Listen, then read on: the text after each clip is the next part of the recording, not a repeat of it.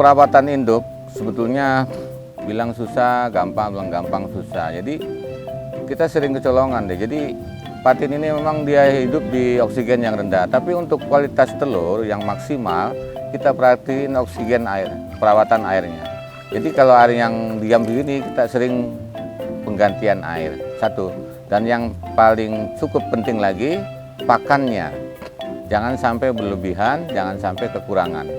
Yang saya saranin pakan yang berprotein tinggi. Contoh ya, selama ini memang sudah ada yang pabrikan yang protein tinggi, tapi yang terakhir saya pakai yang dibantu, minta maaf nih ya, saya sebut ini dari IMPE, ini protein 46%, daya tetesnya luar biasa.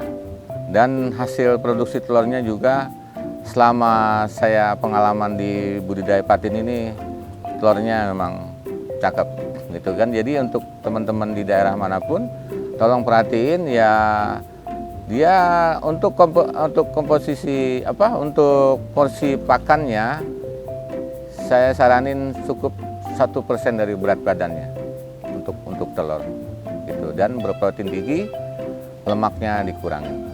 Bisa sekali, bisa 2 kali. Tapi saya saranin 2 kali pagi dan sore. Paginya sedikit nyemil, sorenya ya makan puas yang ya 30-70% ya sore. Penggantian air untuk di kolam renang ini ya jangan 100% ya, minimal separuh, kita kurangin separuh atau 70% tidak apa-apa. Seperti indukan saya yang sudah terlatih di tempat sempit, ini sampai saya ganti 90% nggak stres, ya kan? Sampai dia menggelepar begitu nggak mengurangi stres, karena memang dia sudah tinggal bertahun di tempat sempit seperti ini. Beda hanya di kolam alam yang luas, ikan ini masih liar. Kan tadi dilihat sendiri, ikan ini sudah jinak, gitu kan. Jadi anggapan patin ini nggak bisa bertelur di tempat yang sempit, menurut saya salah. Saya terbukti sejak tahun 98 saya sudah di tempat sempit. Saya saranin ya kolam seperti ini kalau memang kapasitas 1 kubik ini 5 ekor atau kalau kita kali 3 15 ekor, 1 minggu sekali atau maksimal 2 minggu sekali kita ganti air. Kalau di luar musim hujan, di musim hujan Selasa kalau mau ada curah hujan tidak perlu ganti air. Itu tadi saya bilang deh ya. Jadi karena ikan ini sebetulnya ikan pemalu, pada habitatnya dia di kolam yang luas, tapi tergantung kebiasaan. Jadi di kolam bulat, kolam semen, terpal sebetulnya bisa bertahap. Ya, jangan kita tangkap ikan ini dari alam, taruh tempat sempit.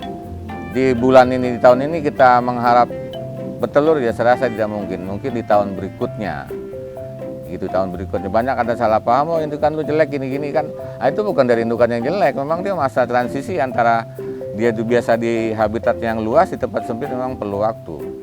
Minimal 3 bulan lah dek, minimal itu 3 bulan. Setelah gini dia produksi telur. Saya sendiri tinggal di Jakarta gini, saya punya induk cuma 86 ekor.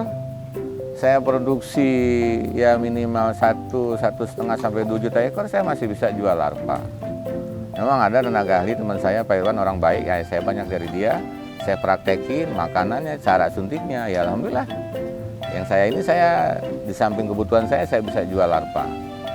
Memang jarang jadi kesimpulannya gini, dari mulai persiapan induk, memang kita waktu awal-awal banyak perdebatan. Saya rasa sekarang sudah umum. Jadi untuk ini, apalagi Jakarta dan sekitarnya tidak ada tingkat kesulitannya.